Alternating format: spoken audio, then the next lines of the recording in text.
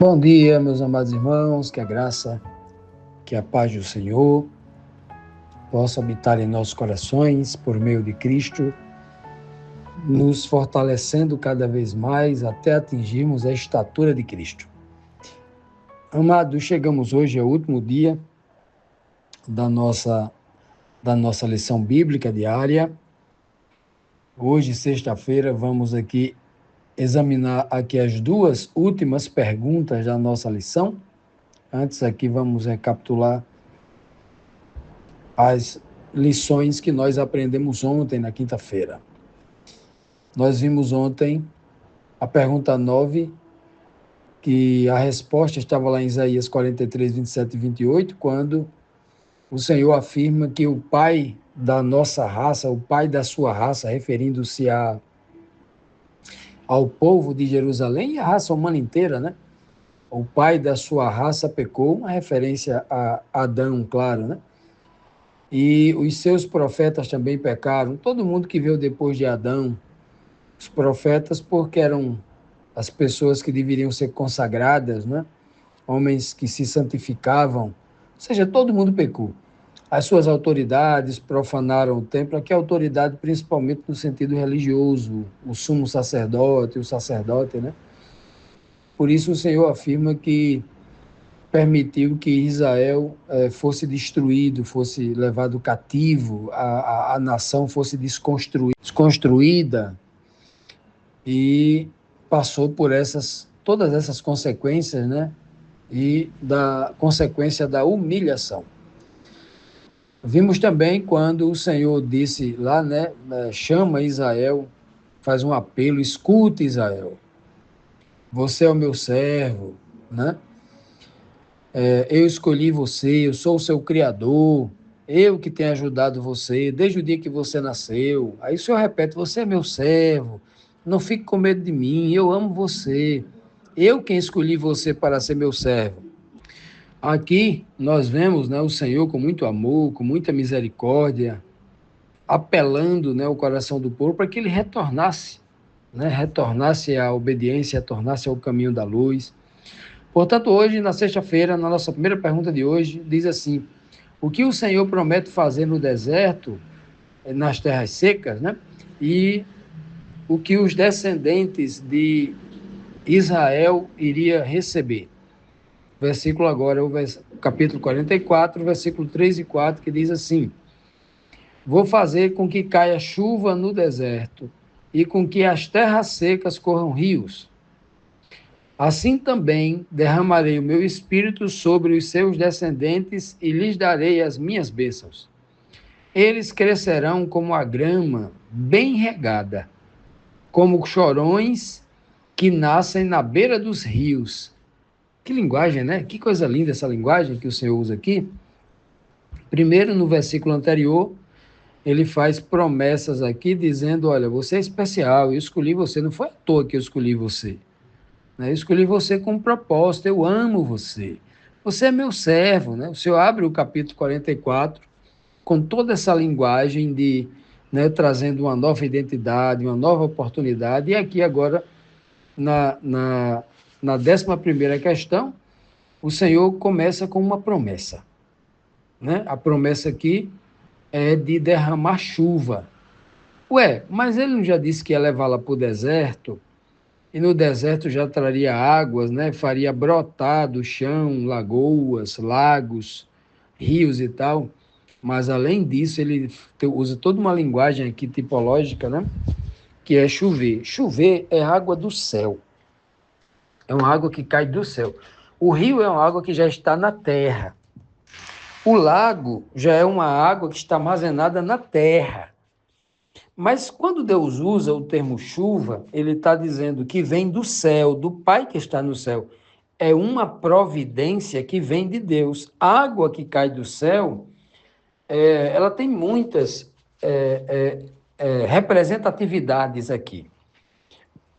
Pois bem, água na Bíblia, a água aquela que serve para lavar, é uma palavra de Deus que conserta a nossa vida. A palavra que purifica a vida do homem, o caráter do homem, lava o homem, né? Assim como a água lava por fora, a palavra de Deus lava o homem por dentro. O conhecimento faz com que ele mude de vida, ele mude as suas escolhas, o conhecimento chega para ele, ele sabe o que é bom fazer agora, ele já não faz mais aquilo que fazia de errado, porque o conhecimento apresenta as consequências terríveis de fazer o errado, e o conhecimento o convence, não é?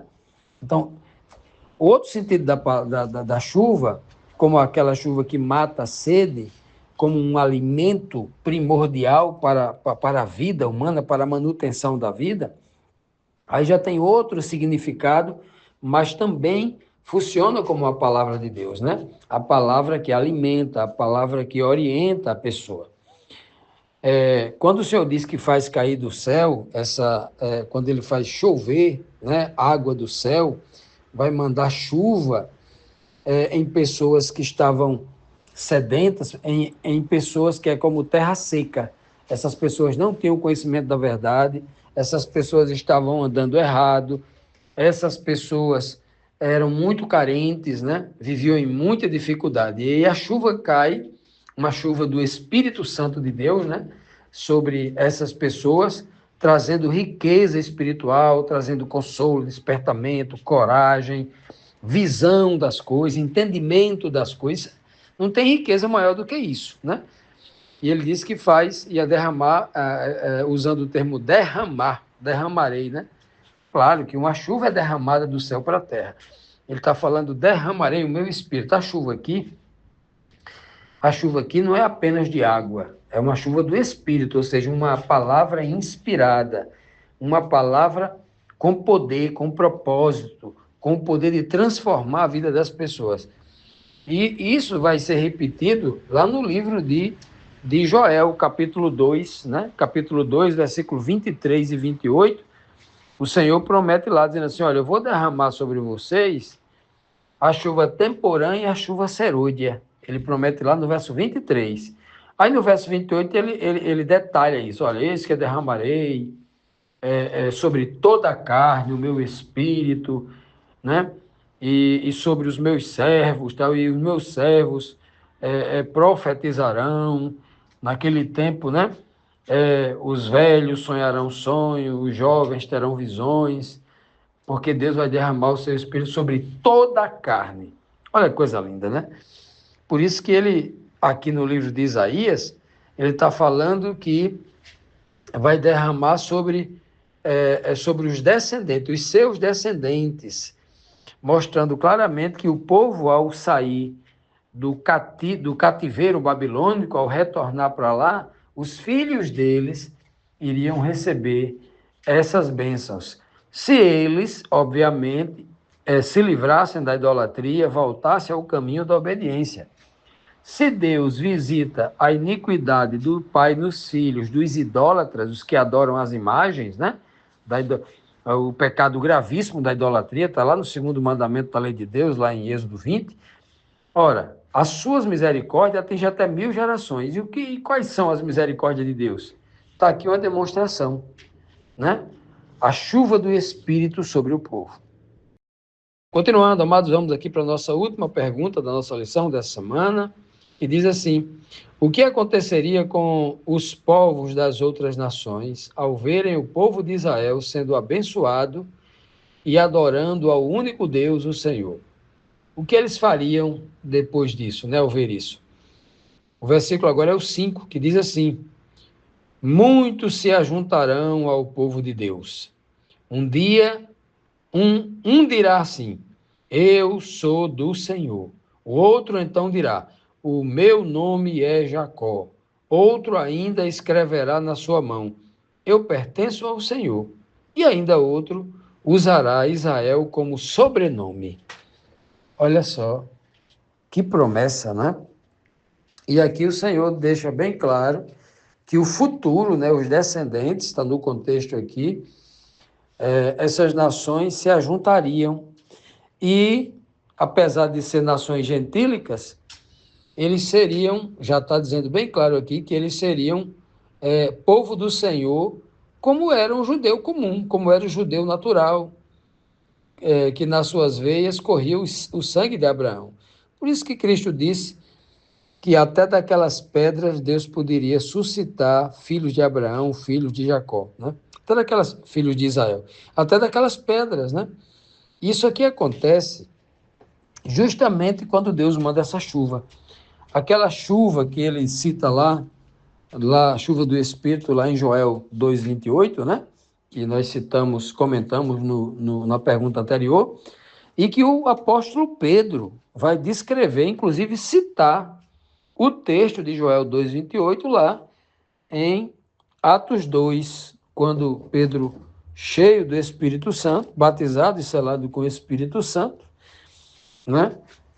Recebe o Espírito Santo, é batizado e selado, recebendo essa chuva que cai sobre a cabeça dele, né? Um vento impetuoso, e logo em seguida uma chama de fogo, uma lâmina de fogo na sua cabeça, ele é batizado. A partir dali, se nós lermos ali Atos, capítulo 2, né, logo depois do discurso de Pedro, 3.000 almas ser batizadas e tal, se nós lermos lá do versículo 42 até o 46, o texto é tão lindo, ele vai dizer que aquela igreja que foi batizada a partir dali do Pentecoste, aquela igreja que recebeu a chuva do Espírito sobre a cabeça deles em abundância, e muitos realmente tinham visões, profetizavam, cumpriu realmente, começou o cumprimento ali, naquele dia de Pentecostes, começou a cumprir a promessa de Deus lá de Joel 2:28, diz lá no versículo 42 que a igreja, ela era perseverante na doutrina dos apóstolos, já encontrou o caminho, já não era mais idólatra, né? Esse povo, eles tinham tudo em comum, eles comiam junto, eles bebiam junto, estavam unidos, ninguém era orgulhoso, ninguém era invejoso, ninguém tinha algo que era seu e dizia que era seu, que era só seu, não era egoísta, era de todos, né? Ninguém tinha o espírito da inveja, o espírito da competição, a cobiça pela coisa do outro, pelo contrário, o que era seu valioso, ele dividia com todos. Diz o texto lá que essa igreja era tão unida, era tão poderosa, que os gentios que olhavam para ela, essa igreja caiu na graça do povo. Que povo? Os gentios. Caiu na graça do povo. E por causa disso, Deus ia acrescentando gradativamente aqueles que iam sendo salvos. Ou seja, Deus ia agregando gentios, pessoas de todas as nações, trazendo. Por quê? Por causa dessa chuva do Espírito que ele deu. Está se cumprindo, né? Pessoas de tudo que era nação do mundo chegavam e diziam assim, eu sou do Senhor agora, né? O texto começa a dizer, muitos se juntarão ao povo de Deus. É exatamente a cena do Pentecoste lá do capítulo 2, final do capítulo 2, né? Eles se juntavam. Aí um se convertia e dizia, eu sou do Senhor agora, não sou mais do mundo não. O outro vai dizer assim, o meu nome agora é Jacó. Ou seja, eu pertenço agora ao povo da promessa. O outro dizia assim, olha, eu pertenço ao Senhor, eu sou propriedade do Senhor, eu já não pertenço mais ao mundo, já não pertenço mais às coisas deste mundo. E o outro usaria o seu sobrenome, chamaria de Israel, sobrenome. Ele se ligava. Aqui não está falando aqui de o sujeito chegar e se circuncidar e se tornar um homem carnal judeu. Não é isso, não. A linguagem aqui é toda espiritual. Quando ele vai usar o nome de Israel, o sobrenome de Israel, ele se converte, né? Ele não tem admiração, não está preso à cultura e aos costumes judaicos, não. Ele se liga à palavra de Deus, fiel a Deus, para atender o que Deus está pedindo em sua palavra. Essa é a mensagem. E assim acontece, deve acontecer com cada um de nós hoje. Esse Espírito, o Senhor continua derramando sobre a terra, e as pessoas que são tocadas por esse Espírito, essas pessoas se juntam ao povo de Deus. Hoje ainda Deus derrama o seu Espírito. Claro que há uma profecia bíblica que há de se cumprir, de uma chuva torrencial que vai ser derramada à semelhança lá do Pentecoste, agora nos dias finais da história da raça humana. E isso era uma manifestação de poder inigualável. Mas enquanto isso não vem, o conhecimento que nós temos desta palavra que está sendo derramada sobre nós agora, esse discernimento, esse conhecimento, já é suficiente para tocar o nosso coração e o amor de Cristo nos constranger para que a gente diga: agora eu pertenço ao Senhor, agora eu quero viver uma nova vida, agora o meu sobrenome já não é mais deste mundo, agora é um sobrenome que está ligado a uma obediência a Deus, porque eu me tornei uma nova criatura em Cristo Jesus.